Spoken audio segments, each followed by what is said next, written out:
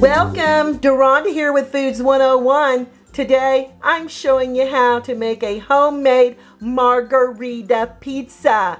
I'm showing you how to make the homemade pizza dough. Absolutely fantastic. And the ingredients you're going to need to make this pizza dough is 2 1/2 cups of all-purpose flour, 1 cup of water with a temperature of 110 degrees Fahrenheit, 2 teaspoons of sugar, this is granulated sugar, 1/2 teaspoon of kosher salt, 1 tablespoon of olive oil, and you're going to need a 1/4 ounce packet of rapid rise instant yeast. Now, that my water is nice and warm at this time, I'm going to add the yeast right into our water here.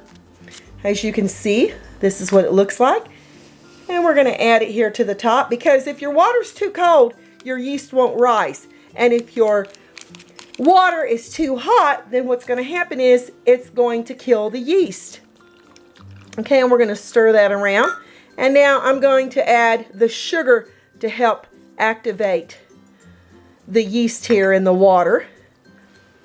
And we're going to let this sit for the next 15 minutes, and I'll be back to show you how frothy it's going to be. See now how beautiful and frothy our yeast got, and oh my gosh, it smells so yummy. I'm using my KitchenAid to mix our dough. I'm adding my dough hook attachment here to my KitchenAid.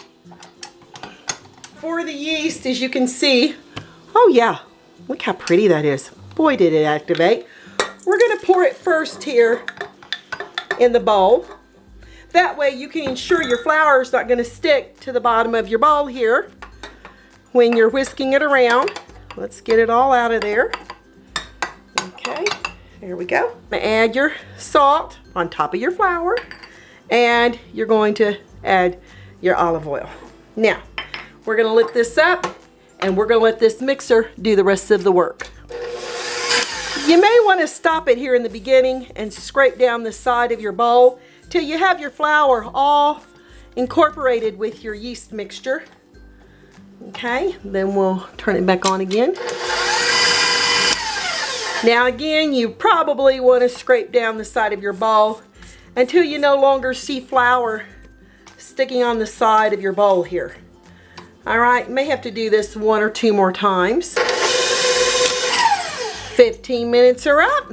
So let's go ahead and get this off the dough hook, and as you can see how the glutens have just formed there in the dough. We'll just go ahead and remove this. Using a spatula, I just work the dough to the edge. It should all come out. I'm going to take a tea towel and I'm going to cover this dough, and I'm going to let it rest in a very warm, draft-free area for the next hour or 2 till it triples in size. All right, there's my dough. Been handling it a little rough and it's fallen here a little bit, but what we're going to do is we're going to generously sprinkle the surface, and look how pliable that is. Oh gosh, oh yummy, yummy, yummy. So we're going to take it right out. Oops, I think I hit the camera there. And we're going to form 4 little pizza balls out of this after we knead it around a few times. Okay, just like that. Maybe we'll put a little flour over here. Maybe put just a little bit more. And now I'm going to get a flour on my knife here, and I'm just going to cut it in 4s. So we can do it like this. Let me see, is that going to give us more or less? And then I can go like this and like this. All right, and then we're going to make this into some little dough balls. All right, you may want to pull it under to make sure it's all even. And now we're going to sit this over to the side, and we're going to let it just rise a little bit more while we go ahead and fold under the rest of our dough. As you can see what I'm doing with my hands, just folding it under. All right, now we can set this off to the side. You may want to Sprinkle the dough with a little flour so it won't dry out. So you get it. And again, you see we're just going to turn it, fold it under, fold it under, fold it under. It's getting a little sticky on my hands. Put a little bit more flour on there. And tightly just scoot it up under there and lay it off to the side. So you got the idea. We're going to let these rise for about 15 minutes. And then I'll be back and I'll show you how we're going to make a margarita pizza. Oh, yummy. I'm going to grab one of our dough balls and oh, look how pliable and lovely that is. We're going to put it right down here and we're going to start from the inside and we're going to work our way out. Now, I don't use a rolling pin on my pizza. It's a rustic look that I like when serving my margarita pizzas. Just like this. And if you want, you can go ahead, hold the edge, and let it just stretch out as you go around. You just go around like this. Okay, just stretch it out. Oh my goodness, yummy, yummy. It's going to be absolutely fantastic. Next, I've got a pan. I'm sprinkling a little cornmeal on it because we want a little lift to our pizza dough. And now we've got this lovely rustic look. We can just put it right over here on our pan, as you can see. I'm going to garnish with basil, fresh mozzarella, tomato sauce, and I have a 3-blend Italian grated cheese. And of course, we've got our olive oil. I'm going to add a little bit of olive oil here in the center. And with the back of a spoon, I'm going to spread it around the pizza here. And then I'm going to add the tomato sauce. Oh, yummy, yummy. You want to keep it about a ½ inch from the edge of your pizza there. Kind of work it in the center here. And this way everybody kind of gets their own individual pizza. Now I'm just adding, you know, the classic toppings right now to this margarita pizza. But if you want to add salami or pepperoni, be my guest, you may. And then we're having our 3-blend of Italian cheeses. That's the Parmesan, the Romaine, and Asiago. Okay, and next we've got this lovely mozzarella cheese. And I'm just gonna go ahead and stick it on there. Oh my gosh, I can tell this is gonna be absolutely fantastic. You've got a homemade pizza crust, you've got your fresh mozzarella cheese here. Just take your time and do it the way you want. Oh yeah, I think I'm gonna have some guests over this evening because look at all the dough balls I have. I'm pretty excited about that.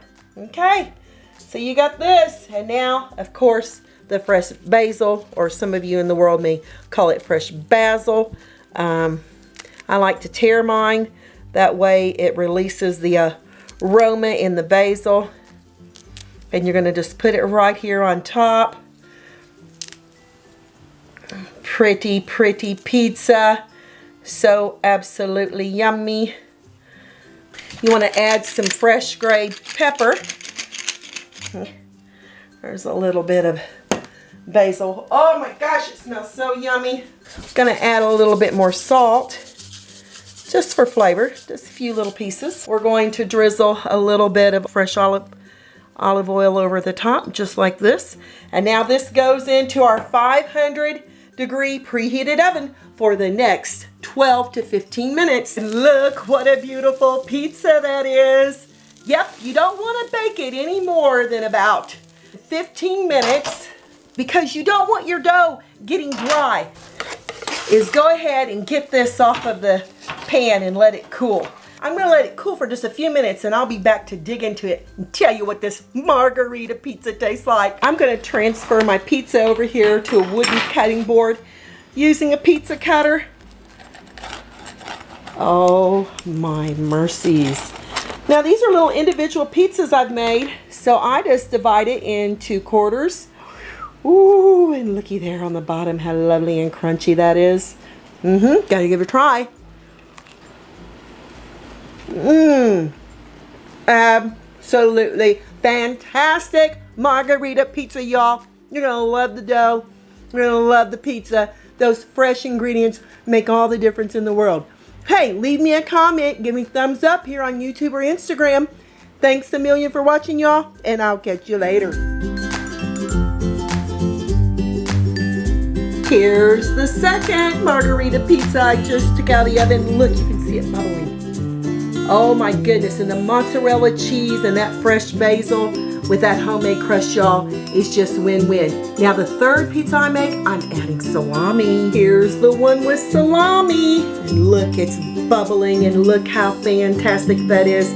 Now you don't want to bake your pizzas any more than 15 minutes, because if you do, your crust is going to dry out, and you definitely do not want this. All right, now off to make my fourth pizza. Here's the fourth and final. You can hear it sizzle. Oh, it has been one spectacular margarita pizza haven in my kitchen today. I've loved every minute of it, loved sharing it with you. Hope you've enjoyed it too. I know, I wish I could send you a slice right through the screen. Or as far as that goes, a whole pizza. But now it's time to make your own, and you're gonna love every bite of it.